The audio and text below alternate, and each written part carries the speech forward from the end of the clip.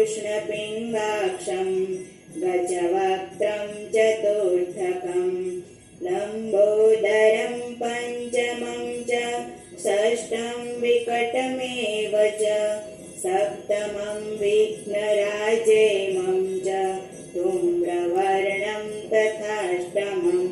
नवं भालचन्द्रं च दशमं तु विनायकम् एकादशं गणपतिं द्वादशं तु गजाननं द्वादशेतानि नामानि त्रिसन्ध्यं यः पठे नर न च विघ्नभयं तस्य सर्वसिद्धिकरं प्रभु विद्यार्थी लभते विद्यां धनार्थी लभते धनं पुत्रार्थी लभते पुत्रां मोक्षार्थी लभते गतिं जपे गणपति स्तोत्रं जडभि मासे फलं लभेत् संवत्सरेण सिद्धिं च लभते नात्र संशयः अष्टेभ्यो ब्राह्मणेभ्यश्च लिखित्वाय समर्पयेत् तस्य विद्या भवेत् सर्वा गणेशस्य प्रसादतः प्रणम्यं शिरसा देवं गौरीपुत्रं विनायकं भक्तावासं स्मरे नित्यम् आयुः कामार्थसिद्धये प्रथमं वक्रतुण्डं च एकदन्तं द्वितीयकं तृतीयं कृष्णपिङ्गाक्षं गजवक्त्रं चतुर्थकं लम्बोदरं पञ्चमं च षष्ठं विकटमेव च सप्तमं विघ्नराजेमं च धूम्रवर्णं तथाष्टमं नवं भालचन्द्रं च दशमं तु विनायकम् एकादशं गणपतिं द्वादशं तु गजाननं द्वादशेतानि नामानि त्रिसन्ध्यं यः पठे नर न च विघ्नभयं तस्य सर्वसिद्धिकरं प्रभु विद्यार्थी लभते विद्यां धनार्थी लभते धनं पुत्रार्थी लभते पुत्रां मोक्षार्थी लभते गतिं जपे गणपति स्तोत्रं जडभि मासे फलं लभेत् संवत्सरेण सिद्धिं च लभते नात्र संशयः अष्टेभ्यो ब्राह्मणेभ्यश्च लिखित्वाय समर्पयेत् तस्य विद्या भवेत् सर्वा गणेशस्य प्रसादतः प्रणम्यं शिरसा देवं गौरीपुत्रं विनायकं भक्तावासं स्मरे नित्यम् आयुः कामार्थसिद्धये प्रथमं वक्रतुण्डं च एकदन्तं द्वितीयकं तृतीयं कृष्णपिङ्गाक्षं गजवक्त्रं चतुर्थकं लम्बोदरं पञ्चमं च षष्ठं विकटमेव च सप्तमं विघ्नराजेमं च धूम्रवर्णं तथाष्टमं नवं भालचन्द्रं च दशमं तु विनायकम् एकादशं गणपतिं द्वादशं तु गजाननं द्वादशेतानि नामानि त्रिसन्ध्यं यः पठे नर न च विघ्नभयं तस्य सर्वसिद्धिकरं प्रभु विद्यार्थी लभते विद्यां धनार्थी लभते धनं पुत्रार्थी लभते पुत्रां मोक्षार्थी लभते गति जपे गणपति स्तोत्रं जडभीमाशे फलं लभेत् संवत्सरेण सिद्धिं च लभते नात्र संशय अष्टेभ्यो ब्राह्मणेभ्यश्च लिखित्वाय समर्पयेत् तस्य विद्या भवेत् सर्वा गणेशस्य प्रसादतः प्रणम्यं शिरसा देवं गौरीपुत्रं विनायकं भक्तावासं स्मरे नित्यम् आयुः कामार्थसिद्धये प्रथमं वक्रतुण्डं च एकदन्तं द्वितीयकं तृतीयं कृष्णपिङ्गाक्षं गजवक्त्रं चतुर्थकं लम्बोदरं पञ्चमं च षष्ठं विकटमेव च सप्तमं विघ्नराजेमं च धूम्रवर्णं तथाष्टमं नवं भालचन्द्रं च दशमं तु विनायकम् एकादशं गणपतिं द्वादशं तु गजाननं द्वादशेतानि नामानि त्रिसन्ध्यं यः पठे नर न च विघ्नभयं तस्य सर्वसिद्धिकरं प्रभु विद्यार्थी लभते विद्यां धनार्थी लभते धनं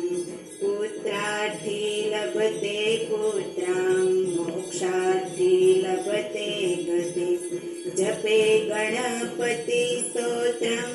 जडभीमाशे फलं लभेत् संवत्सरेण सिद्धिं च लभते नात्र संशय अष्टेभ्यो ब्राह्मणेभ्यश्च लिखित्वाय समर्पयेत् तस्य विद्या भवेत् सर्वा गणेशस्य प्रसादतः प्रणम्यं शिरसा देवं गौरीपुत्रं विनायकं भक्तावासं स्मरे नित्यम् आयुः कामार्थसिद्धये प्रथमं वक्रतुण्डं च एकदन्तं द्वितीयकं तृतीयं कृष्णपिङ्गाक्षं गजवक्त्रं चतुर्थकं लम्बोदरं पञ्चमं च षष्ठं विकटमेव च सप्तमं विघ्नराजेमं च धूम्रवर्णं तथाष्टमं नवं भालचन्द्रं च दशमं तु विनायकम् एकादशं गणपतिं द्वादशं तु गजाननं द्वादशेतानि नामानि त्रिसन्ध्यं यः पठे नर न च विघ्नभयं तस्य सर्वसिद्धिकरं प्रभु विद्यार्थी लभते विद्यां धनार्थी लभते धनं पुत्रार्थी लभते पुत्रां मोक्षार्थी लभते गति जपे गणपति स्तोत्रं जडभीमाशे फलं लभेत् संवत्सरेण सिद्धिं च लभते नात्र संशय अष्टेभ्यो ब्राह्मणेभ्यश्च लिखित्वाय समर्पयेत् तस्य विद्या भवेत् सर्वा गणेशस्य प्रसादतः प्रणम्यं शिरसा देवं गौरीपुत्रं विनायकं भक्तावासं स्मरे नित्यम् आयुः कामार्थसिद्धये प्रथमं वक्रतुण्डं च एकदन्तं द्वितीयकं तृतीयं कृष्णपिङ्गाक्षं गजवक्त्रं चतुर्थकं लम्बोदरं पञ्चमं च षष्ठं विकटमेव च सप्तमं विघ्नराजेमं च धूम्रवर्णं तथाष्टमं नवं भालचन्द्रं च दशमं तु विनायकम् एकादशं गणपतिं द्वादशं तु गजाननं द्वादशेतानि नामानि त्रिसन्ध्यं यः पठे नर न च विघ्नभयं तस्य सर्वसिद्धिकरं प्रभु विद्यार्थी लभते विद्यां धनार्थी लभते धनं पुत्रार्थी लभते पुत्रां मोक्षार्थी लभते गतिं जपे गणपति स्तोत्रं जडभीमाशे फलं लभेत् संवत्सरेण सिद्धिं च लभते नात्र संशयः अष्टेभ्यो ब्राह्मणेभ्यश्च लिखित्वा यः समर्पयेत् तस्य विद्या भवेत् सर्वा गणेशस्य प्रसादतः प्रणम्यं शिरसा देवं गौरीपुत्रं विनायकं भक्तावासं स्मरे नित्यम् आयुः कामार्थसिद्धये प्रथमं वक्रतुण्डं च एकदन्तं द्वितीयकं तृतीयं कृष्णपिङ्गाक्षं गजवक्त्रं चतुर्थकं लम्बोदरं पञ्चमं च षष्ठं विकटमेव च सप्तमं विघ्नराजेमं च धूम्रवर्णं तथाष्टमं नवं भालचन्द्रं च दशमं तु विनायकम् एकादशं गणपतिं द्वादशं तु गजाननं द्वादशेतानि नामानि त्रिसन्ध्यं यः पठे नर न च विघ्नभयं तस्य सर्वसिद्धिकरं प्रभु विद्यार्थी लभते विद्यां धनार्थी लभते धनं पुत्रार्थी लभते पुत्रां मोक्षार्थी लभते गतिं जपे गणपति स्तोत्रं जडभीमाशे फलं लभेत् संवत्सरेण सिद्धिं च लभते नात्र संशयः अष्टेभ्यो ब्राह्मणेभ्यश्च लिखित्वा यः समर्पयेत् तस्य विद्या भवेत् सर्वा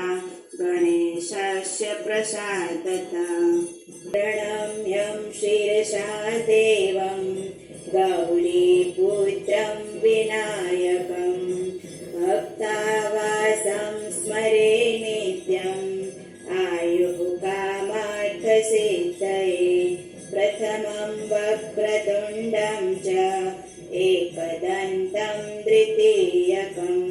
तृतीयं कृष्णपिङ्गाक्षं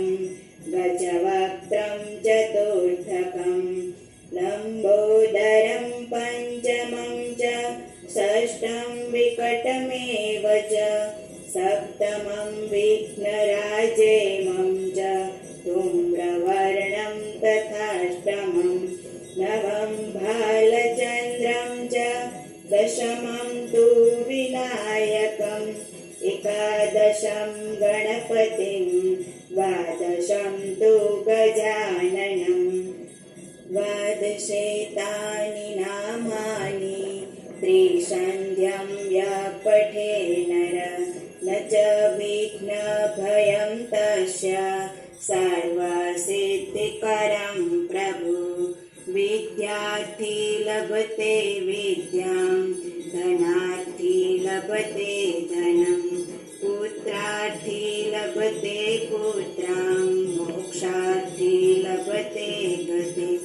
जपे गणपतिस्तोत्रं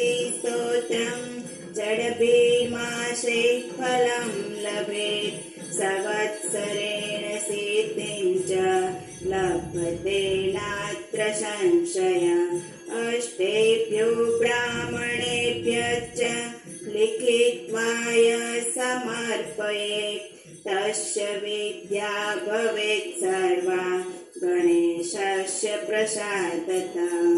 प्रणम्यं शिरसा देवं गौरीपुत्रं विनायकं भक्तावासं स्मरे नित्यम् आयुः कामार्थसिद्धये प्रथमं वक्रतुण्डं च एकदन्तं द्वितीयकं तृतीयं कृष्णपिङ्गाक्षं गजवक्त्रं चतुर्थकं लम्बोदरं पञ्चमं च षष्ठं विकटमेव च सप्तमं विघ्नराजेमं च धूम्रवर्णं तथाष्टमं नवं भालचन्द्रं च दशमं तु विनायकम् एकादशं गणपतिं द्वादशं तु गजाननं द्वादशेतानि नामानि त्रिसन्ध्यं यः पठे नर न च विघ्नभयं तस्य सर्वसिद्धिकरं प्रभु विद्यार्थी लभते विद्यां धनार्थी लभते धनं पुत्रार्थी लभते पुत्रां मोक्षार्थी लभते गतिं जपे गणपतिस्तोत्रं षड्भिर्मासे फलं लभेत् संवत्सरेण सिद्धिं च लभते नात्र संशयः अष्टेभ्यो ब्राह्मणेभ्यश्च लिखित्वाय समर्पयेत् तस्य विद्या भवेत् सर्वा गणेशस्य प्रसादतः प्रणम्यं शिरसा देवं गौरीपुत्रं विनायकं भक्तावासं स्मरे नित्यम् आयुः कामार्थसिद्धये प्रथमं वक्रतुण्डं च एकदन्तं द्वितीयकं तृतीयं कृष्णपिङ्गाक्षं गजवक्त्रं चतुर्थकं लम्बोदरं पञ्चमं च षष्ठं विकटमेव च सप्तमं विघ्नराजेमं च धूम्रवर्णं तथाष्टमं नवं भालचन्द्रं च दशमं तु विनायकम् एकादशं गणपतिं द्वादशं तु गजाननं द्वादशेतानि नामानि त्रिसन्ध्यं यः पठे नर न च विघ्नभयं तस्य सर्वसिद्धिकरं प्रभु विद्यार्थी लभते विद्यां धनार्थी लभते धनं पुत्रार्थी लभते पुत्रां मोक्षार्थी लभते गतिं जपे गणपतिस्तोत्रं षड्भिर्मासे फलं लभेत् संवत्सरेण सिद्धिं च लभते नात्र संशयः अष्टेभ्यो ब्राह्मणेभ्यश्च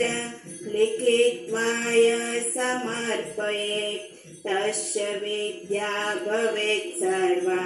गणेशस्य प्रसादतः प्रणम्यं शिरसा देवं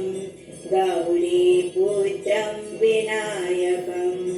भक्तावासं स्मरे नित्यम् आयुः कामार्थसिद्धये प्रथमं वक्रतुण्डं च एकदन्तं द्वितीयकं तृतीयं कृष्णपिङ्गाक्षं गजवक्त्रं चतुर्थकम्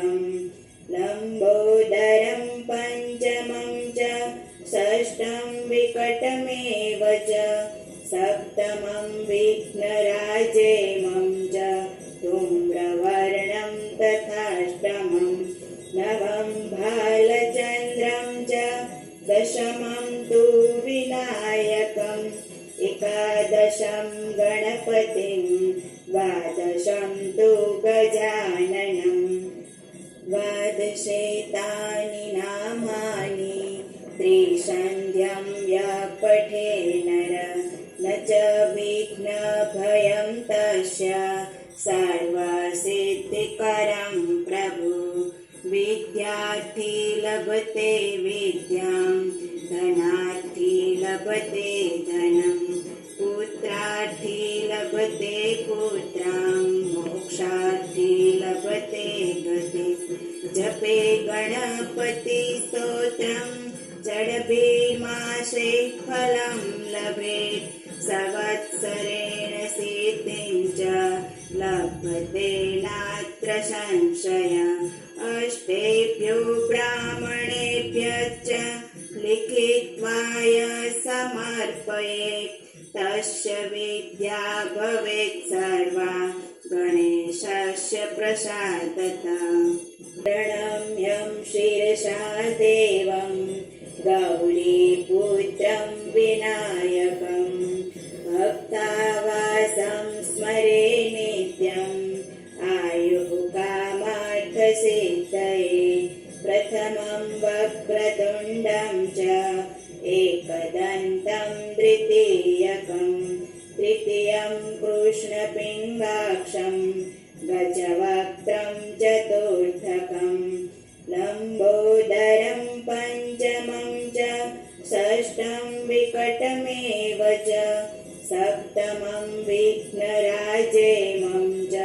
धूम्रवर्णं तथाष्टमं नवं भालचन्द्रं च दशमं तु विनायकम् एकादशं गणपतिं द्वादशं तु गजाननम् द्वादशेतानि नामानि त्रिसन्ध्यं यः पठे नर न च विघ्नभयं तस्य सर्वसिद्धिकरं प्रभु विद्यार्थी लभते विद्यां धनार्थी लभते धनं पुत्रार्थी लभते पुत्रां मोक्षार्थी लभते गतिं जपे गणपति स्तोत्रं जडभीमाशे फलं लभेत् संवत्सरेण सिद्धिं च लभते नात्र संशय अष्टेभ्यो ब्राह्मणेभ्यश्च लिखित्वाय समर्पयेत् तस्य विद्या भवेत् सर्वा गणेशस्य प्रसादतः प्रणम्यं शिरसा देवं गौरीपुत्रं विनायकं भक्तावासं स्मरे नित्यम् आयुः कामार्थसिद्धये प्रथमं वक्रतुण्डं च एकदन्तं द्वितीयकं तृतीयं कृष्णपिङ्गाक्षं गजवक्त्रं चतुर्थकं लम्बोदरं पञ्चमं च षष्ठं विकटमेव च सप्तमं विघ्नराजेमं च धूम्रवर्णं तथाष्टमं नवं भालचन्द्रं च दशमं तु विनायकम् एकादशं गणपतिं द्वादशं तु गजाननम् द्वादशेतानि नामानि त्रिसन्ध्यं यः पठे नर न च विघ्नभयं तस्य सर्वसिद्धिकरं प्रभु विद्यार्थी लभते विद्यां धनार्थी लभते धनं पुत्रार्थी लभते पुत्रां मोक्षार्थी लभते गतिं जपे गणपति स्तोत्रं जडभीमा मासे फलं लभेत् संवत्सरेण सिद्धिं च लभते नात्र संशय अष्टेभ्यो ब्राह्मणेभ्यश्च लिखित्वाय समर्पयेत् तस्य विद्या भवेत् सर्वा गणेशस्य प्रसादतः प्रणम्यं शिरसा देवं गौरीपुत्रं विनायकं भक्तावासं स्मरे नित्यम् आयुः कामार्थसिद्धये प्रथमं वक्रतुण्डं च एकदन्तं द्वितीयकं तृतीयं कृष्णपिङ्गाक्षं गजवक्त्रं चतुर्थकं लम्बोदरं पञ्चमं च षष्ठं विकटमेव च सप्तमं विघ्नराजेमं च धूम्रवर्णं तथाष्टमं नवं भालचन्द्रं च दशमं तु विनायकम् एकादशं गणपतिं द्वादशं तु गजाननं द्वादशेतानि नामानि त्रिसन्ध्यं यः पठे नर न च विघ्नभयं तस्य सर्वसिद्धिकरं प्रभु विद्यार्थी लभते विद्यां धनार्थी लभते धनं पुत्रार्थी लभते पुत्रां मोक्षार्थी लभते गतिं जपे गणपति स्तोत्रं षड्भि मासे फलं लभेत् संवत्सरेण सिद्धिं च लभते नात्र संशय अष्टेभ्यो ब्राह्मणेभ्यश्च लिखित्वाय समर्पयेत् तस्य विद्या भवेत् सर्वा गणेशस्य प्रसादतः।